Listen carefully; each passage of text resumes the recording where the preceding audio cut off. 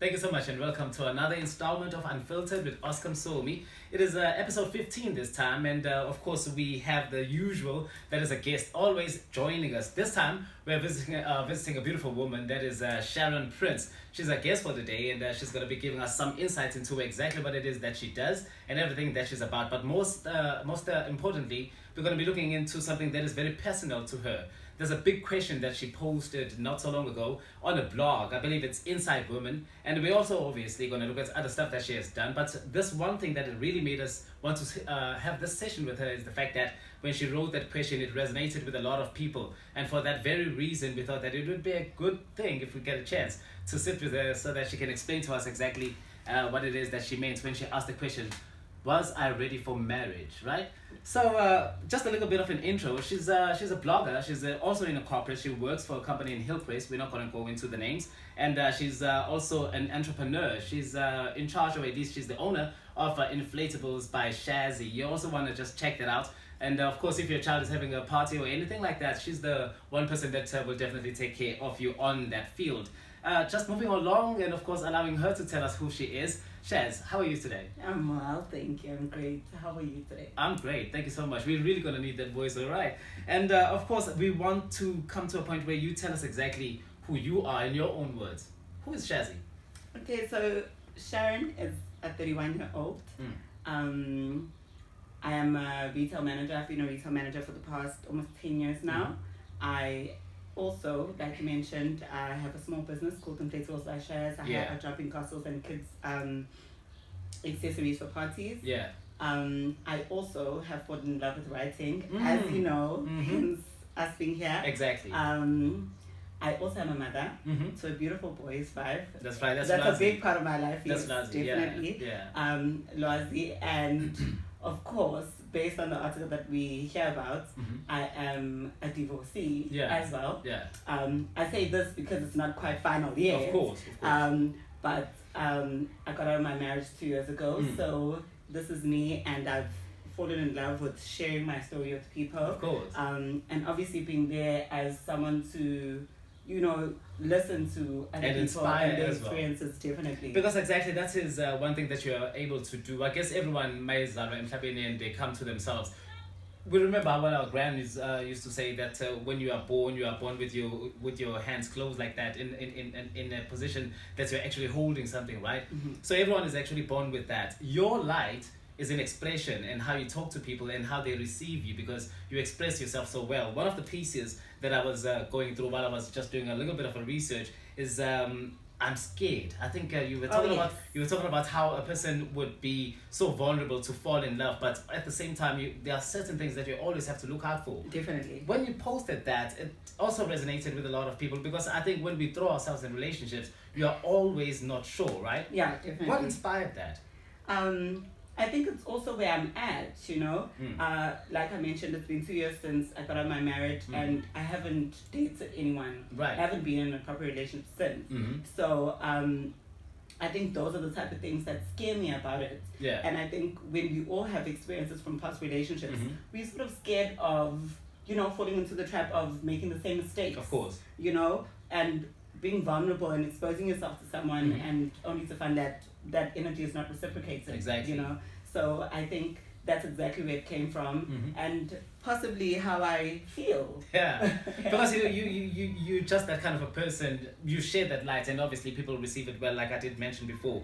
That being just one of the works that you did, but obviously you've had your hand in a whole lot of things as well. I know that in Mother's Day not so long ago, you posted that beautiful video that was I think it was on what is it called? The box? What is it? The wash box. The wash box. The wash box. Yeah. When you did that, I was so amazed, because I was like, this is a very strange thing, and it's not a lot of people that would be so proud to actually blow the horn and say, I'm a proud single mother, and I'm actually in love with my son, and I'm taking care of my son, and it's such a beautiful relationship that you share.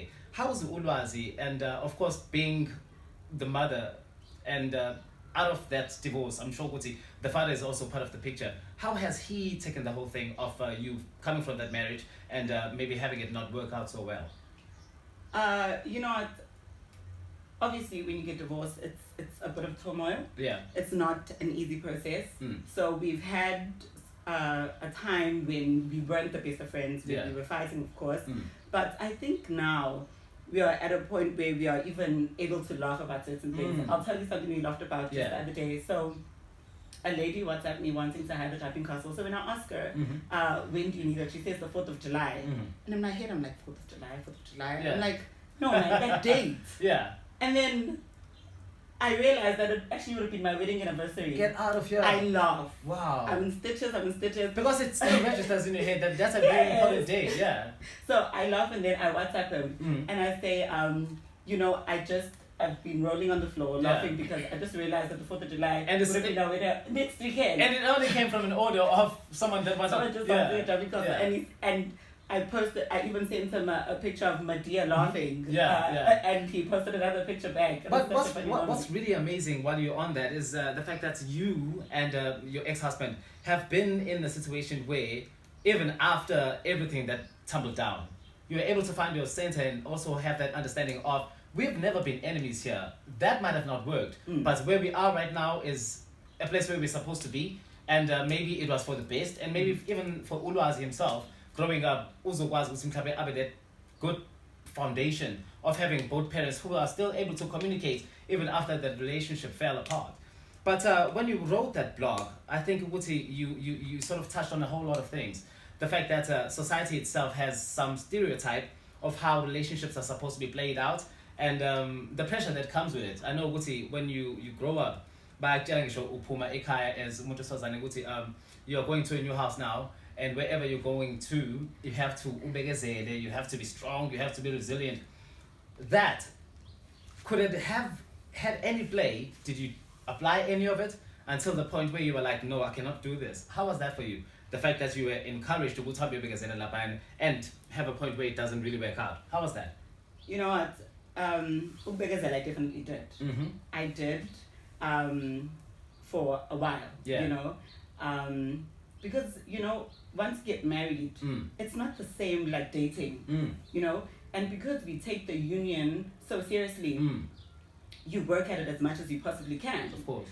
So ubegezele I definitely did. But I think the turning point to when I decided to even get to a point where I'm just like, you know what, I've had enough and I don't want to be in this, was when I decided to choose myself, you know. I think I got away from that mentality of begezela and I started asking myself important questions. I think I went through a journey of self-discovery where I started to ask myself, Sharon, so this is your situation right now. And I remember I was 29 at the time and I was like, okay. You are quite young, Sharon. Wait a second now. So you got married and at the age of 21, you're already contemplating the failure of it. No, 29. 29. So I got married when I was 25. Because, well, you sort of threw me off there Oh, because I was worried. I was going to ask the question, when did you get married? You know? But it brings us to this question anyway. When did you get married? So I got married when I was 25 in 2015. And then when I was 29, in June actually, we decided to break it off. But you had run a good course because that's quite a number of years. During the time that you were married, was there a point where you said, I'm actually not okay with this? And how long was that into the marriage itself? Because it must have started out beautiful. I'm only assuming to come to a point where you say, I'm going to marry this one in particular. And for him to go and speak to his uncles and everything and put everything together, the whole mobilization of that to the point that you get married, it must be because you're coming from good places. The fact that you love each other and you know that this is going to work. When you went in, it was okay, right? I was happy. You were happy. Exactly. And that's how it's supposed to be. But then something changed. And that brought about the doubts and the questioning and the unhappiness that would come from it and the demise eventually. My question is, when was it at that very point where you said, I'm not happy, I don't want to do this anymore? You know, I think going back to the fact that we are told right. I think when things were going wrong in my marriage, or let's say it was an incident of cheating, let's say it was an incident of physical abuse, whatever it was, I think I always wanted my marriage to be happy, to be good. And I never gave myself the chance to go through what I was going through, the emotions, you know.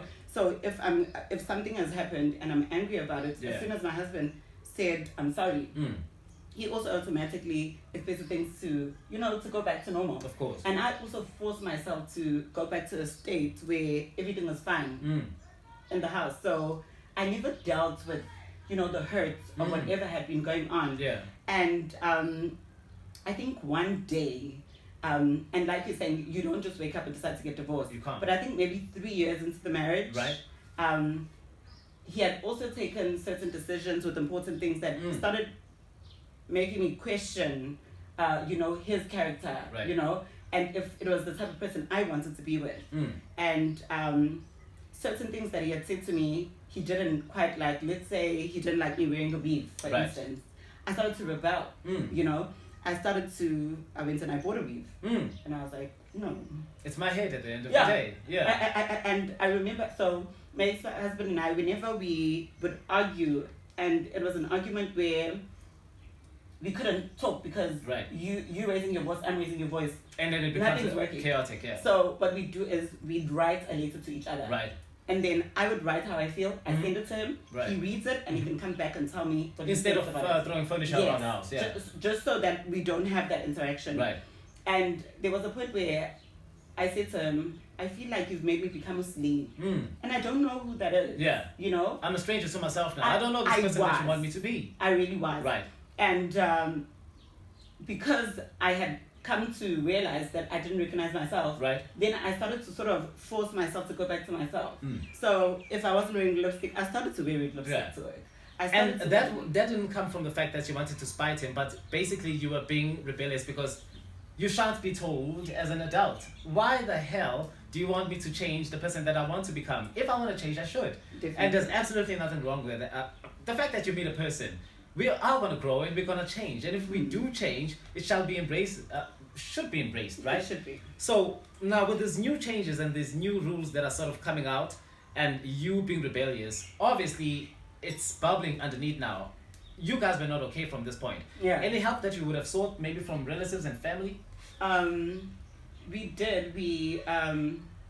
So because I also went through physical abuse in my marriage. Right. So one of the things that we initially did, he went for anger management classes. Right. So after he finished that course, we then went for counseling as a couple. We also went for a few sessions with the priest that had done the ceremony as well. Church, yeah. So we tried all those things, to obviously make things work.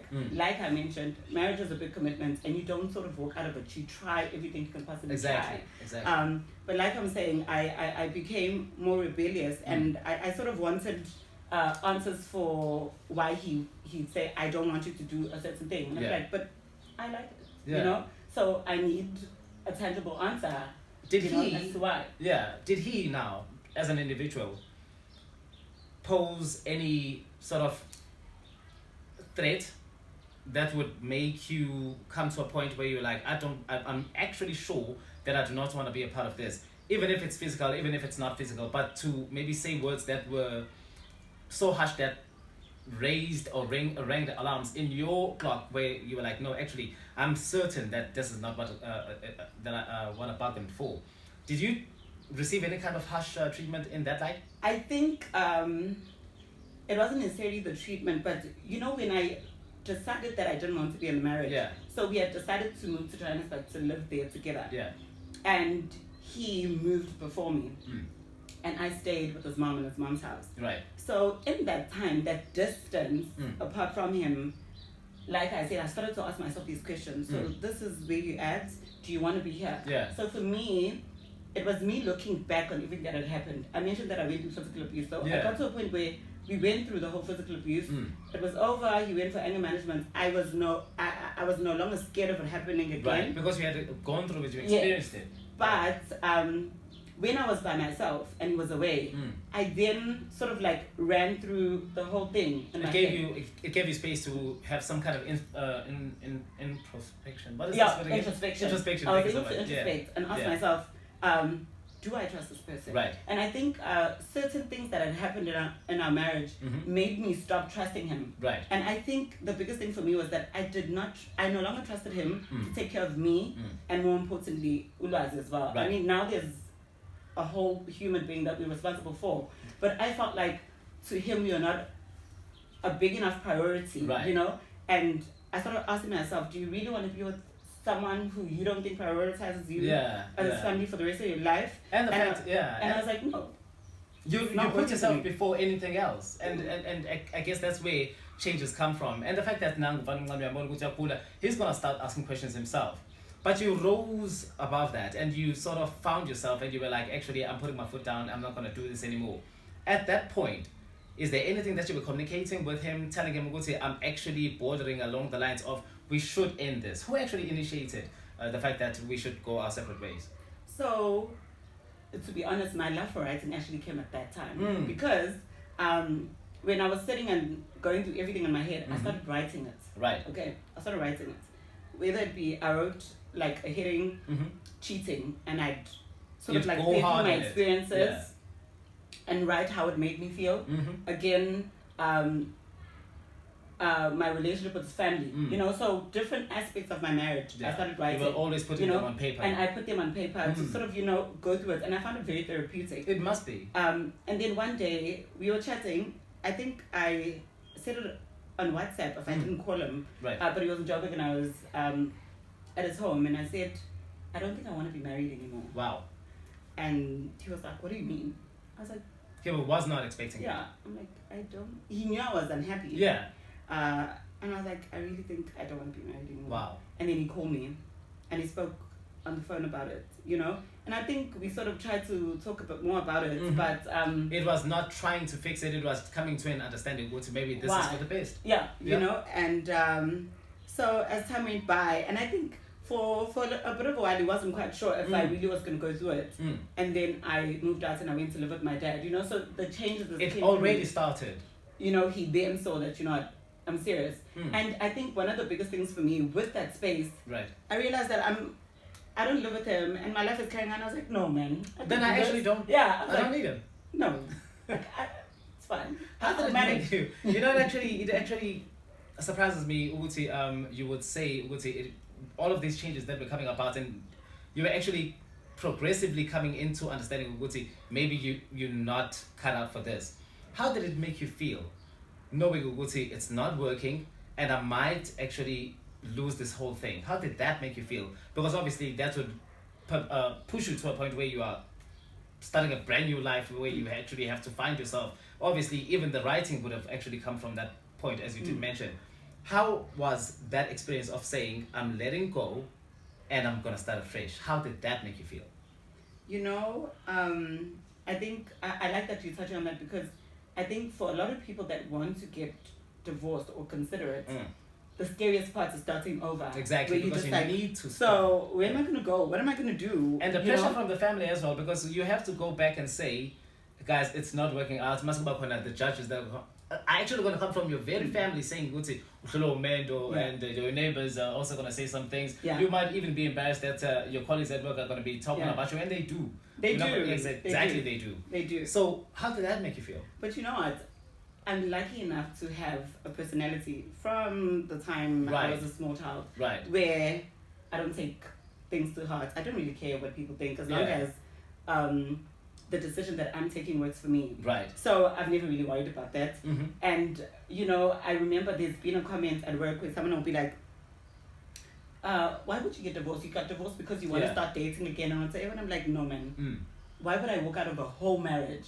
Because I want to tried it. You've been there. No, man. Yeah. You know? But that's life. People will always judge without knowing. They'll always have something to say, whether you do good or bad. Yeah. Thank you. So why bother myself? You really found yourself, and I think that's the only way that a person can actually come to helping themselves. Because if you're gonna live and be afraid of what the society is gonna say, what the people at work are gonna say, you're gonna be trapped in that very same thing that is killing you while everyone is looking at you. And actually, people are gonna see that you're unhappy. Yeah, that's the problem. So it doesn't help. Yeah, just like you said, they always talk. They'll find something to talk about. And the first sentence of my article is speaks about how miserable I felt. Right. And you know, growing up, I've always been a very happy Sharon. Right.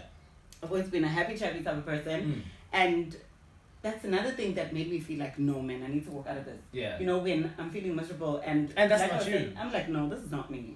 You know, and I was talking to a friend of mine a couple of days ago. Right. And I was saying to him, I feel like I'm back to being the Sharon. There we go. The light is back on. Yeah. I love that. Like, you know what? I feel this energy that I've always had and I like it. And the friends, I'm sure they'll tell you, must have had friends who supported you all the way through the transformation. Yes.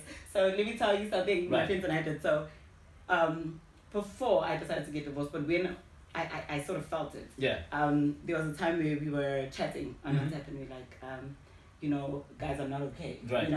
I'm going through a lot and I'm not fine. And someone else was like, no, I also need a break. Yeah. So we decided, I think my ex-husband was already in Joburg at the time. Yeah. We decided that, we need a break, let's go to Cape Town. Yeah. And my ex-husband had access to my emails at the time. Okay. And we just randomly decided to book tickets. You're conversing over the emails that he has access to. No, we're conversing on WhatsApp. Right. But obviously the flight confirmation will go into my emails. Oh, yeah. I haven't told them that. Yeah, okay. And we booked the flights. And then I get a phone call. It's like, I'm seeing an email here about where are you going? Yeah. Like, oh yeah, I'm going for a weekend with my friends. And I think it was around about the time I was just like, you know what? I'm done. I am doing me. Yes, that's it. I am doing me. Yeah. And it was so refreshing even for my friends. And I don't want to lie, my friends have been a huge part of my life. There we go. They're extremely supportive. Yeah. And at night when we were chilling in the apartment we had booked, it's one of the things they say. They were just like, dude, we don't know who the hell you were. But we love this person that girl, you're coming back. Yeah, I'm sure you're they coming would. back. Yeah. Sharon, because they had lost their friend there for 5 years. Yeah. You see, that's a very long time. But you obviously came to a point where you were quite, you were free. You had found yourself again. That butterfly had actually opened its wings again. What I want to find out now, and obviously this would be the next question that would come after the one that is all about the blog. Why did I get married, and was I ready for marriage? Would you get married again? Would you marry again? I don't want to say no. I don't want to say no. Yeah. Okay, but I'm not. The reason I'm not saying no. Right. Is because things change. I might find myself in a situation where I feel like it's what I want. But after my experience, I feel like it's possible to have a life partner and not get married. I feel like there's no need to have that concept. Listen, I've often asked myself if it might be, and I don't think actually there's anything taboo with that. Could marriage be an outdated institution? I think things change, eh? We don't use faxes anymore, we email. True. And emails are actually being washed out themselves. There's something else that is coming, right? So there's always going to be evolution and change. Marriage has always been beautiful. We definitely appreciate that. I'm married. Yeah. So I'm in no position to talk anything bad about marriage. Yeah. But you can leave that to me. I'll leave that to you. But what I want to find out is, with the stats, obviously they're showing the divorce rate is way above compared to people actually who decide to stay in. Yeah. So people might have that idea, you would say maybe it's not what to go for anymore. You said that you might not because you've experienced Uguti. Maybe it's okay to have a life partner and just live.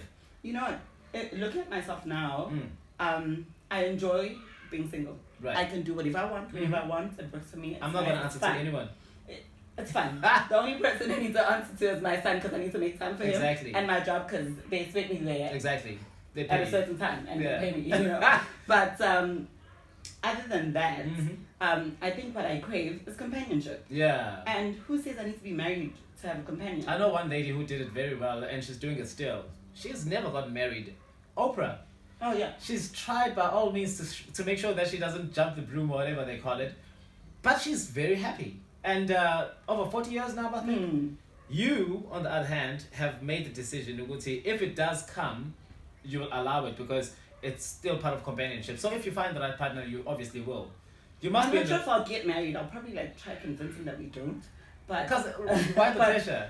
There's no need. I like that. She says I there's feel like no need. I was talking to someone and we were talking about the fact that when people are in a relationship, the relationship flows based on trust. And when I spend time with you, I'm here because I want to be here. Yeah. But the thing about marriage is that it's no obligation. It's obligation now. Yeah. I have a marital contract with you, and I have to come home to you every day. Yeah. I have to come cook for you every day. I have to answer. And then like, this is a generalization Yeah. before you bite my head. Yeah. But with that obligation, some men then feel like my wife is obligated to stay with me regardless of what I do.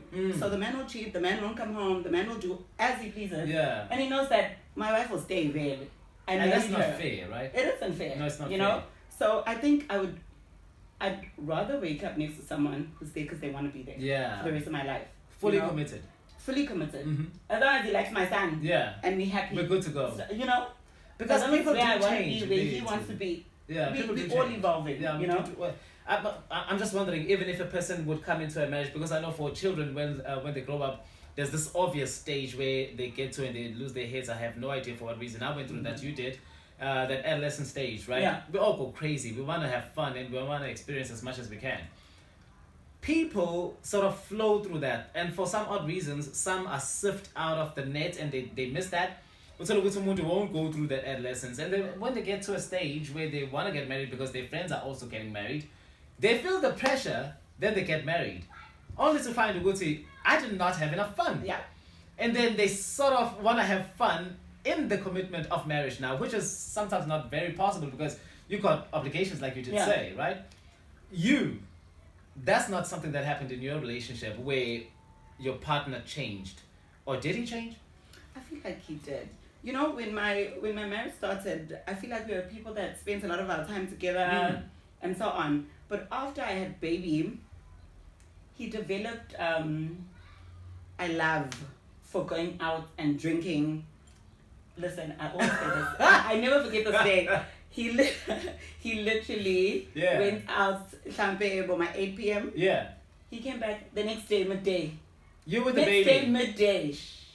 Who does that? Yeah, man. Next day midday. I was like, you can't believe this. You're a 10. Like, so, you know, I feel like he started to party quite a lot. Yeah. And then he started, we go partying together. Then he started not wanting to go with me to parties. Now I wasn't good enough. You should enough. stay at home and take care of the baby. Now I wasn't pretty enough to be seen at the party with them. Never. You know? You're pretty. And thank you. And then I think when things were very rocky and we had to sit and talk, that's one of the things I mentioned. Right. And then very close to the end of our relationship, our marriage, because he had heard me obviously saying that that's one of the issues I have, then we started partying together. Right. So it was so shocking for people that were close to us. Because they had seen the letter. Like, what the hell? Because we started partying together now. So wait a second. It might have actually been, like, I would assume, it's also possible that people are not meant to be with each other in that sense. Because sometimes you can really be with someone and be in love with that person, but not in a relationship kind of sense. And obviously that would be something that you experienced because the friendship was still there. The problem was the pressure that since it's Tandana, since we have a child, since we are married and we're wearing rings, we have to conform to certain things. And that's not where you're supposed to be. And there's expectations. Exactly. You know? There's I think in the article I also spoke about the extreme pressure that I, as a mother to the child or the wife in this home, there's certain pressures that I give you because there's expectations, you know? And I want things to get better. I want my child to go to a better school. Of course. And that's financial pressure for you. And you might not be able to handle it. And, you know, one of the things again here was the fact that I was married to someone of my age. Just like I was finding myself. He was also going through the same process. Exactly. Right. You know? So I think it's... And he'd also chop and change jobs. And he was actually trying to develop himself as well. Finding himself. Yeah. But it was frustrating for me because... You've got expectations, You know? Yeah. Baby needs to go to a better school. I don't know. I want better things, whatever. Service, you know? Exactly. So that's the pressure I'm talking about, and that's what I mean when I'm saying, you know, men must also find themselves. Change your jobs. Find the career you want to be in. Build yourself. You know, build yourself. Yeah. Get to a point where you feel like, you know what, I'm comfortable and I can deal with the pressures of having a family. I feel like I'm ready for it, you know? Because I'm really afraid as well of that kind of pressure where a man would receive from their partner. Because sometimes the world can be really rough. You'll go out sometimes and you don't have such a good day. Maybe you lose a job, whatever. You're trying to get another one. It's not so easy to get a job these days, right? You know that. My wife knows that. So now that I've lost my job and I'm busy trying to get another one, I will definitely feel like I'm not man enough for her either. And that might actually push me as a man to saying, I'm gonna be rebellious, whether the world hates me, screw everything, I'm gonna drink some more, I'm gonna party some more because I can't get my shit together. And I can't. I'm really trying, but I really cannot. It's like the whole world is against me. Yeah. That on its own, I know for a fact it rattles a whole lot of families. And that obviously is another result for divorce. Yeah. But there has to be some kind of advice that you would give, having had that experience of being in love with someone, seeing the good, the bad, and the worst of them, deciding that I'm going to come out of it, and blossoming to the person that you have become, where you found your shares again. What would you advise a person who still thinks of getting into marriage? I think I also mentioned values, I think it's important to sort of figure out who this person that you're with is. Right. Fair enough, we change. Right. You might evolve to something else. But check the core first. But thank you. Yeah. There's that whole iceberg theory where they talk about the fact that every person, it's things that contribute to me as a person, the values, the beliefs, that talks to things that I was taught as a kid, the family I grew up in, what they believe in, what I was taught, whether it be in church and so on. And those are things that I carry with me, and that everything else can come on top. And my decision making is those things are not going to change. Exactly. So I think we need to look into that. I think another thing that I wish I'd done, that I didn't do, is probably living with him before I got married. Okay. So you sort of jumped. It was a surprise for you as well, because you were like, pounce. Well, I'm here, and it was not. It must have been a shocker for him as well. They were like, okay, so we're married now, so we live together now. Everything has to happen all of a sudden right now. So Nanga got his driver, and how is it gonna be? We did actually get married quite like. It was sudden. It was. I think 10 months into the relationship. Get out of here, because that's on its own. I know for me, no, actually, mine went on forever. I was actually starting to get a bit embarrassed as well, because I was like, hey man, so you drive it, I should be getting married now, But the sense were not coming in, but eventually, thank God, I had driven it. So I had gone through a whole lot of years, but eventually we got there, and it's been more years, and it's been beautiful. I guess we became friends like that. You said you just jumped in right in. Jumped in. There we go. And I remember before that, my ex-husband, before he even came global, he wanted us to live together. And I was like, no.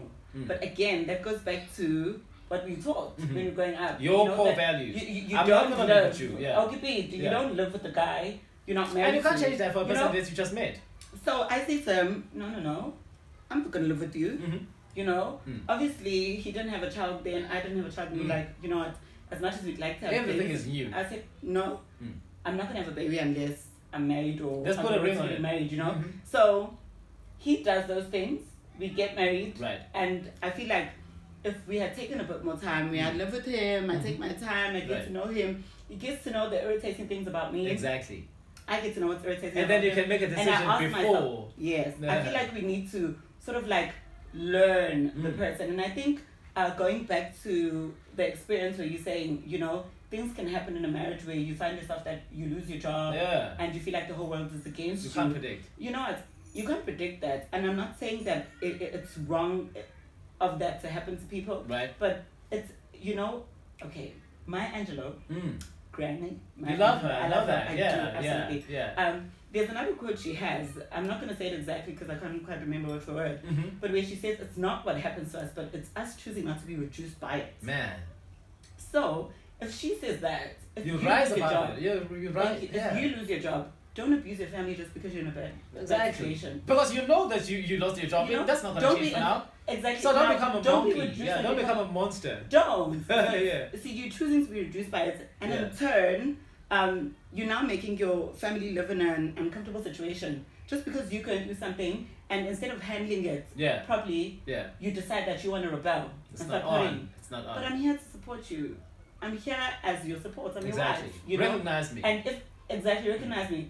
And, the results from us working together in that situation would be much better, of course, than you rebelling and doing your own thing. Because that's not going to build anything up. It's just going to tear everything down.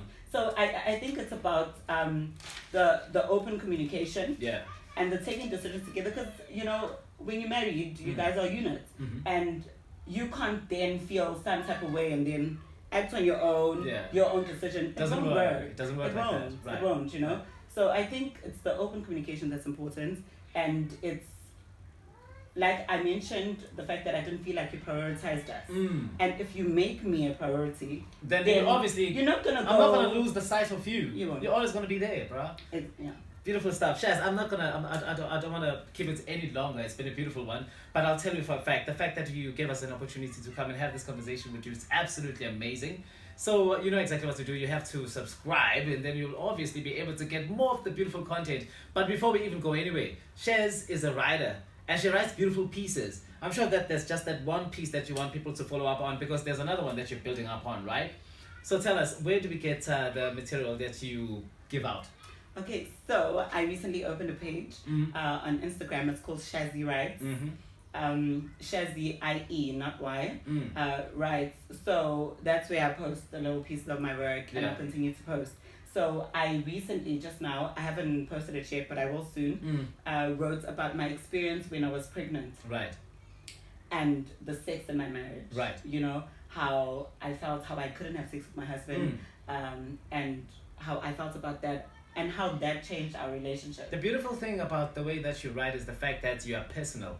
I think that makes it authentic, because people can write, man. It's very good to have an idea. You go and sit around the beach and you just stare at the shore and it's a beautiful shore, and then you start writing whatever.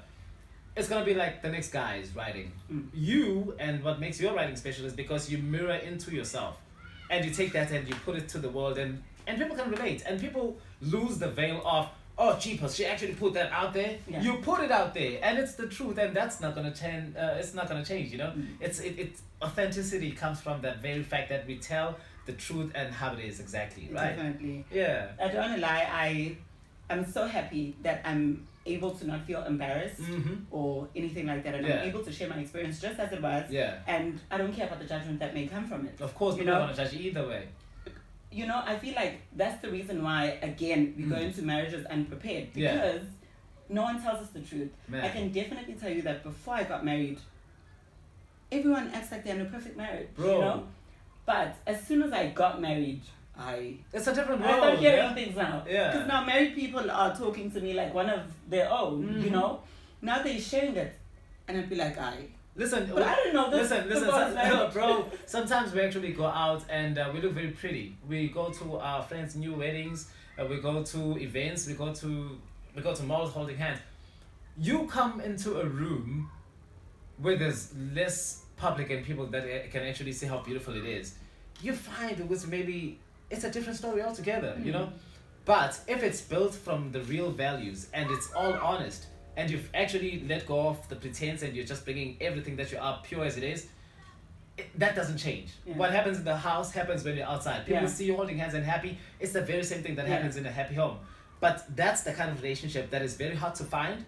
And when you find it, it's a jewel that you should definitely keep and polish every single time. So you now, as Shaz, what's next for you? What is in the future with your writing and your relationship status? Where's Shaz going? Because we want to know, she's available. Don't be telling people that. I'm kidding. But I'm kidding. I'm kidding. Yeah. Relationship status, I don't know. We'll see. Mm-hmm. I'm open to going on a date to get to know someone. I honestly don't mind. Right. But it will talk to how I feel. If I feel like it's going somewhere, then it'll go somewhere. Of course. But I definitely want to take my time. I want to take my time. I'm in no rush. And it's a lovely thing because you're having fun while you're doing that. I'm 22. Yeah. And young. I'm joking. Yeah. I'm not 22. But there's absolutely no rush. I've been married before. Yeah. So why rush it? Tried and tested, done with that. Yeah. So I'm going to take my time with the relationship. I really pray that I get a good man that will be my companion. Yeah. That will sort of like fit into mine and my son's life. Of course. Because he's a package deal now. Yeah, and it's cool too. I saw it. It's absolutely lovely. Beautiful boy. Thank you so much. Yeah. So, But in terms of writing, I'm excited. I'm excited. I'm loving it. To be honest, I have over a manuscript that I wrote that's over 10,000 words. Wow. That is about my marriage. Yeah. That I'd like to one day publish as a book. But no rush. We need that. Again, no rush. I want to first do articles based on the topics that Build I've been it discussing, you know? Yeah. So that's one. I also have a love for writing children's books. Lovely. So there's something I wrote. There's a lady from Iowa who proofread it for me. Yeah. So I'm just sort of like, you're busy. Listening to certain platforms, following certain pages that have to do with kids writing. To see where that can go. I'm develop looking your into best illustration. skill. Yeah. Yes, I'm looking into illustration. So I'm just, something that I pray about on a daily basis. That I pray that God moves me closer and closer to my purpose. There we go. I want to do something that will move me closer. Yeah. I may not be 100% certain what it is. Yeah. But if I pray for it, God will bring the right things towards me. It always works like that. We attract what is supposed to be in our lives anyway. Definitely. When are you on the right track? Because you're doing everything that is fun and fine. You know what I'm saying? I think growing up with a close friend of mine, it'd always be like, we don't know what our passion is. We don't know what we're supposed to do. But, in that journey of self-discovery, I then started telling myself, you know what? Try different things. If there's something that I feel like I like, I will move closer and closer to it, and I'll do more and more of it, and I'll see where that'll take me. So I'm still on that. And there's no chains holding you back now. You can do whatever you want to do. That's the beautiful thing about it. Yes.